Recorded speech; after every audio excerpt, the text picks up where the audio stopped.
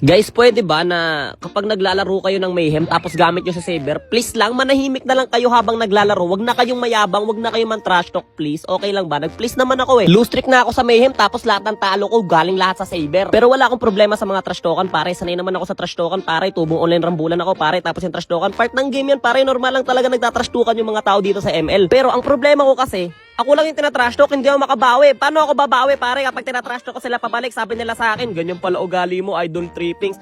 Tado. Saan ako lulugar niyan, pare? Mantatrash talk ka, tapos pag tinrash talk ka pabalik, iiyak ka ng ganyan. Ano yan? Ano yan? Hindi ito pwede, pare. Anong gusto mo? Pag tinrash talk mo ko, purihin kita?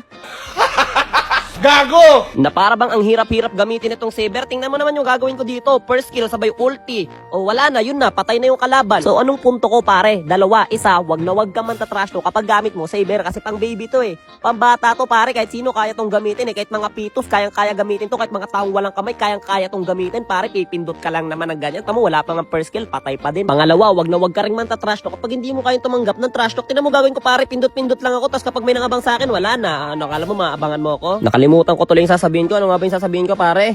Kapag wag na wag ka man trash talk, pare, kapag iyakin ka, kapag sensitive ka. Kasi kapag nang trash talk ka, syempre natural. Pare, babawian ka nun. Tatrash talkin ka nun pabalik. Kasi iyak ka kapag binalikan ka. Mali yun. Kasalanan mo yun. Porket sinabihan ka lang na walang tatay, na ampon, na hindi binalikan, nakakaiyak ba yun? Hindi naman nakakaiyak yun eh. Winner.